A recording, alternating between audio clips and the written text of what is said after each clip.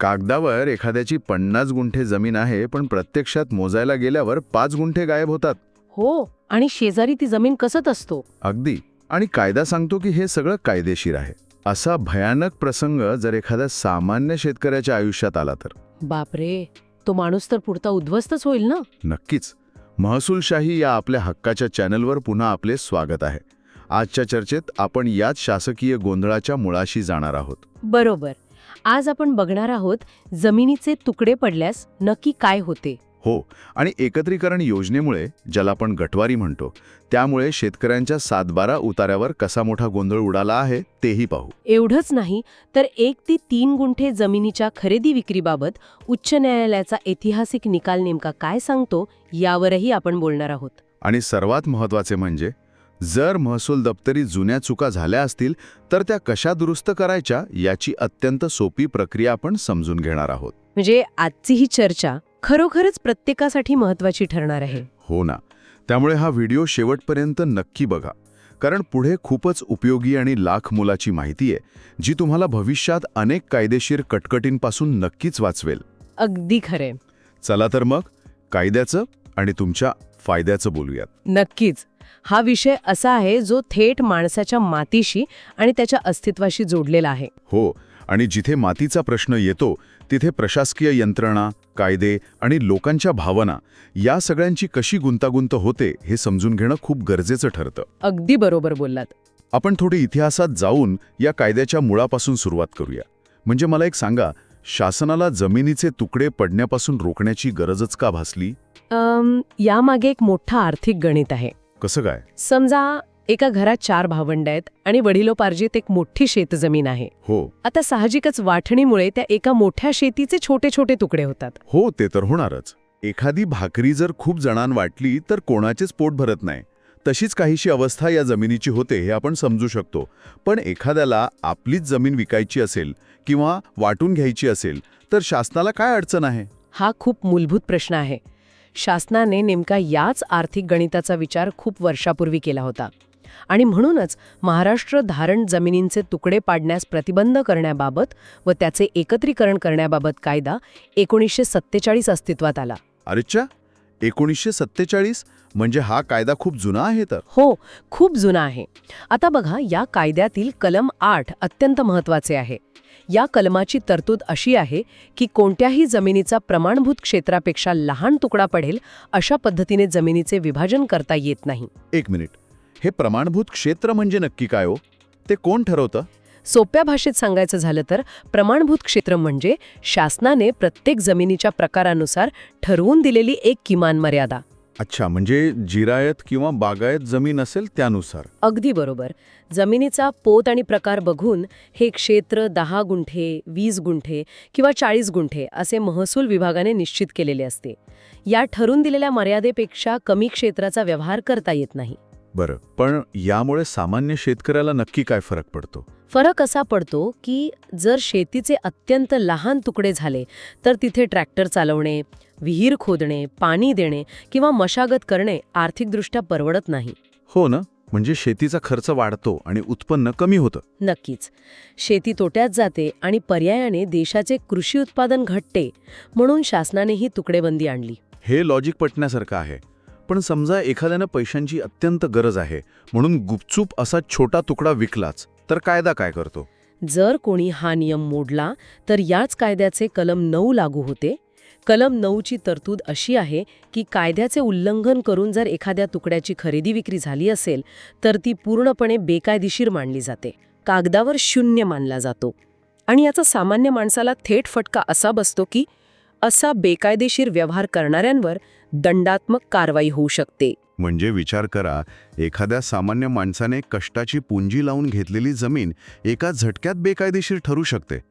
हा कायदा अत्यंत कडक आहे. हो, आणि याच कायद्याचा दुसरा भाग म्हणजे एकत्रीकरण योजना, जिला आपण गटवारी म्हणतो. थांबा, म्हणजे शासनाला लोकांचे विखुरलेले तुकडे एकत्र करून त्यांचा फायदा करायचा होता. मग ही एकत्रीकरण योजना लोकांसाठी डोकेदुखी कशी ठरली? काय झालं माहितीये का? हा सगळा भयानक प्रशासकीय गोंधळ आहे. महसूल आणि भूमी अभिलेख अधिकाऱ्यांच्या कामकाजात राहिलेल्या अक्षम्य त्रुटींमुळे हा गोंधळ उडाला. म्हणजे तलाठ्यांनी मोजणी चुका केल्या की कागदपत्र गाळा झाली? शेतकऱ्यांचं क्षेत्र कमी कसं झालं? कागदोपत्री एवढ्या चुका झाल्या की विचारू नका. शासनाचा उद्देश चांगला होता की एकाच शेतकऱ्याचे 4 वेगवेगळ्या ठिकाणी असलेले तुकडे एकत्र करून त्याला एक मोठा सलग गट द्यावा. उद्देश तर उत्तम होता. हो, पण प्रत्यक्ष अंमलबजावणी करताना अधिकाऱ्यांनी जमिनीवर जाऊन मोजणी करण्याऐवजी अनेकदा कार्यालयात बसूनच नकाशे रंगवले. काय सांगताय? म्हणजे हे असं झालं की 3 वेगवेगळ्या जिगसॉ पझलचे तुकडे एकत्र करायचे आहेत, पण बॉक्सवरचं मूळ चित्रच कोणाकडे नाहीये. अगदी तंतोतंत उदाहरण दिलं तुम्ही. आणि जो नकाशा आहे तोही चुकीचा. त्यामुळे ज्याचा तुकडा जिथे बसेल तिथे अधिकाऱ्यांनी लावून टाकला. हे असंच घडलं.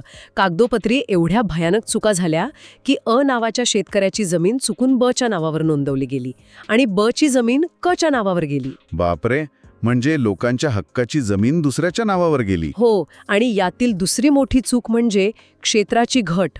जुन्या 7/12 उताड्यावरील मूळ क्षेत्र आणि गटवारीनंतर मिळालेल्या नवीन गटाचे क्षेत्र यात मोठी तफावत दिसू लागली. अच्छा, म्हणजे पूर्वी जर एखाद्याकडे 50 गुंठे जमीन असेल तर नवीन 7/12 उतारावर ती फक्त 45 गुंठे दिसू लागली. हो, लोकांची पिढ्यानपिढ्या कसत असलेली जमीन कागदोपत्री अचानक गायब झाली. प्रत्यक्ष जमिनीवरील वहिवाट एका ठिकाणी आणि 7/12 उतार्यावरील नोंद दुसऱ्याच गटात, अशी भयानक गल्लत झाली. हे खरंच खूप गंभीर आहे. इथे मला एक गोष्ट नमूद करावीशी वाटते. या महसुली चुकांमुळे महाराष्ट्रातील हजारो शेतकऱ्यांचे न भरून येणारे नुकसान झाले आहे. कोट्यावधी रुपयांच्या जमिनींचे दावे आजही न्यायालयात प्रलंबित आहेत. हे खरंच अंगावर काटा आणणार आहे. स्वतःच्या मालकीची जमीन असूनही ती केवळ एका चुकीच्या नोंदीमुळे गमवावी लागणे यासारखं मोठं दुर्दैव नाही. अगदी खरं आहे. आणि म्हणूनच अशा कायदेशीर बाबींची अचूक माहिती असणं किती गरजेचं आहे हे आपल्या लक्षात येतं. अशीच महत्त्वाची आणि रोजच्या जगण्यातली कायदेशीर माहिती तुम्हाला सतत हवी असेल तर महसूलशाही चॅनलला सबस्क्राईब नक्की करा. हो, आणि व्हिडिओ लाईक करून शेअर करायला विसरू नका. प्रश्न असेल तर कॉमेंटमध्ये नक्की विचारा. आता चर्चेला थोडं पुढे नेऊया. लोकांमध्ये सध्या एक खूप मोठा गैरसमज आहे. कोणता गैरसमज? अनेक लोक म्हणतात की आता 1 किंवा 2 गुंठे जमिनीचा व्यवहार होऊच शकत नाही. शासनाने त्यावर पूर्ण बंदी घातली आहे. पण जर शासनाने तुकडे पडू नयेत म्हणून इतका कडक कायदा केला तर मग 1-2 गुंठे जागा घेणाऱ्या सामान्य माणसांची कोंडी झाली असेल ना? हां, खरोखरच एक खूप मोठा गैरसमज आहे जो आज दूर करणं अत्यंत आवश्यक आहे. मग यावर न्यायालय काय म्हणतं? यासाठी आपण मुंबई उच्च न्यायालयाच्या औरंगाबाद खंडपीठाने 5 मे 2022 रोजी दिलेल्या ऐतिहासिक निकालाचा संदर्भ घेतला पाहिजे. झालं असं होतं की नोंदणी महानिरीक्षकांनी 12 जुलै 2021 रोजी एक परिपत्रक काढले होते. अच्छा, त्यात काय म्हटलं होतं? या परिपत्रकानुसार मंजूर लेआउट असल्याशिवाय 1 ते 3 गुंठे जमिनीच्या खरेदी खताची नोंदणी नाकारली जात होती. पण यामुळे तर सामान्य माणसाची मोठी कोंडी झाली असेल ना? हो ना, तोच तर सर्वात मोठा प्रश्न होता. एखाद्याला आजारपणासाठी किंवा मुलीच्या लग्नासाठी तातडीने पैसे हवे असतील आणि त्याच्याकडे तीच 1-2 गुंठे जमीन असेल तर त्याने काय करायचे? अगदी बरोबर. यामुळे पैशांची अत्यंत निकड असलेल्या सामान्य माणसाची कोंडी झाली. त्यांनी पूर्वीच गुंठेवारीत जमीन घेतली होती आणि आता ती विकता येत नव्हती. हे तर खूपच अन्यायकारक होतं. हो, माणसाला पैशांची गरज असताना स्वतःची हक्काची जागा विकता न येणं यासारखं दुसरं मोठं दुःख नाही. लोक अक्षरशः हवालदिल झाले होते. पण उच्च न्यायालयाने सामान्य माणसाच्या बाजूने उभे राहत हे परिपत्रक रद्दबातल ठरवलं आणि एक मोठा दिलासा दिला. खूपच छान. पण न्यायालयाने नेमका काय युक्तिवाद ग्राह्य धरला? राज्याचे परिपत्रक न्यायालयाने का फेटाळले? न्यायाने अत्यंत स्पष्ट शब्दांत सांगितले की 1908 चा नोंदणी कायदा हा केंद्रीय कायदा आहे आणि राज्याचे कोणतेही परिपत्रक यात केंद्रीय कायद्याच्या तरतुदींवर अतिक्रमण करू शकत नाही. अरेच्छा, म्हणजे केंद्राचा कायदा इथे वरचढ ठरला. नक्कीच. नोंदणी कायद्यात दस्त नोंदणी नाकारण्याचे अधिकार अत्यंत मर्यादित आहेत.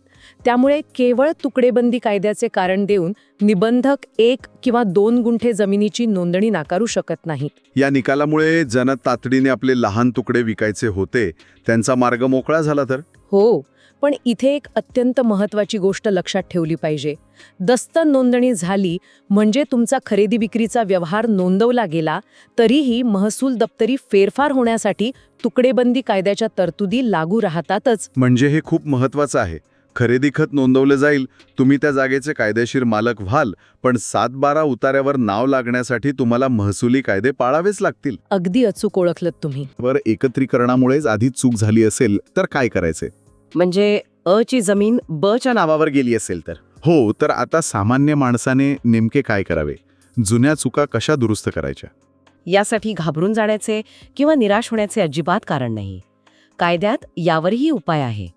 तुकडेबंदी कायद्याच्या कलम 32चा आधार घेत आपण या जुन्या चुका दुरुस्त करू शकतो. बरं, याची काही ठराविक प्रक्रिया आहे का? हो, मी ही प्रक्रिया अगदी सोपी करून एका उदाहरणाने सांग. समजा एका शेतकऱ्याला आपली गटवारीतील चूक दुरुस्त करायची आहे. सर्वात आधी त्याला माहिती आणि भक्कम पुरावे गोळा करावे लागतील. कोणते पुरावे? त्याला आपला जुना सातबारा, जुने फेरफार आणि नवीन आकारफोड पत्रक भूमी अभिलेख कार्यालयातून काढावे लागेल. हा झाला पहिला टप्पा. एक सेकंड थांबवतो तुम्हाला. हे आकारफोड पत्रक म्हणजे नक्की काय? हा शब्द बऱ्याचदा ऐकण्यात येतो. अगदी सोपा प्रश्न आहे. आकारफोड पत्रक म्हणजे असा शासकीय दस्तऐवज ज्यामध्ये मूळ जमिनीचे तुकडे झाल्यानंतर किंवा तिचे विभाजन झाल्यानंतर शासनाचा शेतसारा कोणत्या तुकड्यावर किती आकारला जाईल याची सविस्तर नोंद असते. अच्छा, म्हणजे यातून मूळ क्षेत्र किती होते आणि त्याचं विभाजन कसे झाले हे अगदी स्पष्ट होते. हो, त्यामुळे हा अत्यंत महत्त्वाचा पुरावा ठरतो. हे सगळे पुरावे गोळा केल्यानंतर दुसऱ्या टप्प्यात त्या शेतकऱ्याला एकत्रीकरण अधिकारी किंवा अधीक्षक भूमी अभिलेख यांच्याकडे कलम 32 नुसार रीतसर लेखी अर्ज करावा लागतो. आणि अर्ज केल्यानंतर लगेच काम होतं का?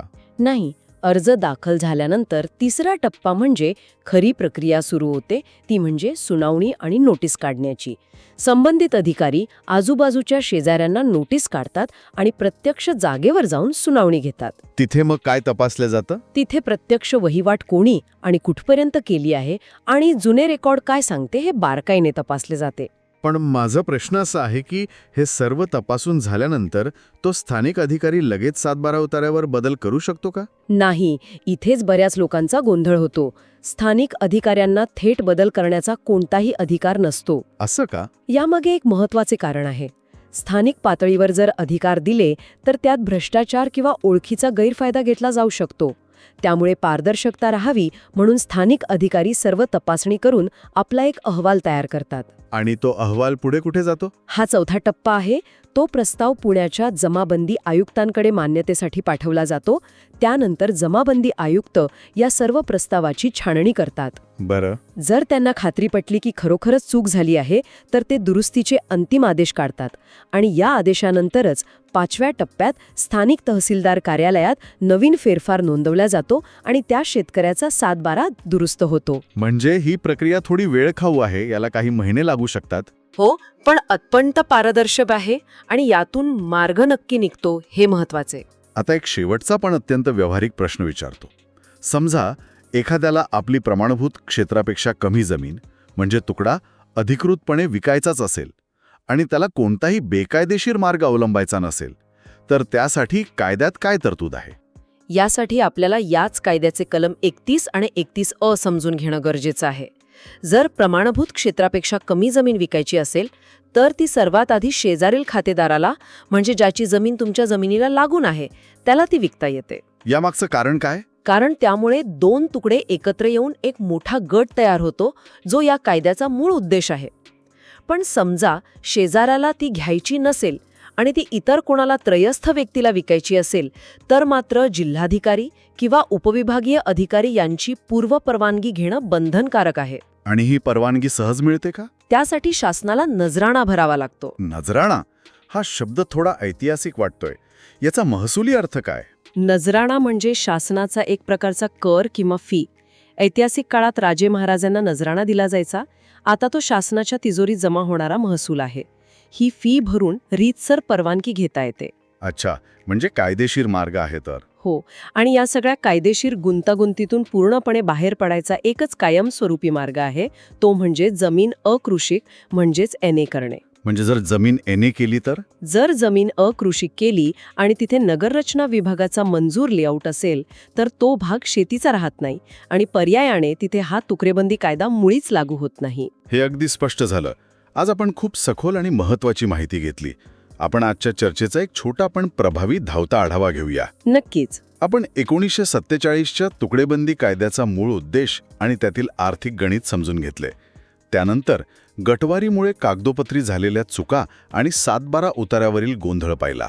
हो, आणि उच्च न्यायालयाचा ऐतिहासिक निकाल, ज्यामुळे 1 ते 3 गुंठे जमिनीच्या नोंदणीचा मार्ग मोकळा झाला, हेही आपण बघितले. अगदी. आणि सर्वात शेवटी जुन्या चुका दुरुस्त करण्यासाठी कलम 32 नुसारची पूर्ण पारदर्शक प्रशासकीय साखळी सुद्धा पाहिली. हो, आणि पुढील व्हिडिओसाठी आपण कोणत्या कायदेशीर अडचणींवर चर्चा करावी हे कमेंटमध्ये नक्की सांगा. हा व्हिडिओ आपल्या मित्रांना, नातेवाईकांना आणि विविध व्हॉट्सॲप ग्रुपमध्ये फॉरवर्ड करा, जेणेकरून ही अत्यंत महत्त्वाची माहिती प्रत्येक गरजू व्यक्तीपर्यंत पोचेल. नक्कीच, कारण कायद्याचे ज्ञान हेच आपली खरी ताकद आहे.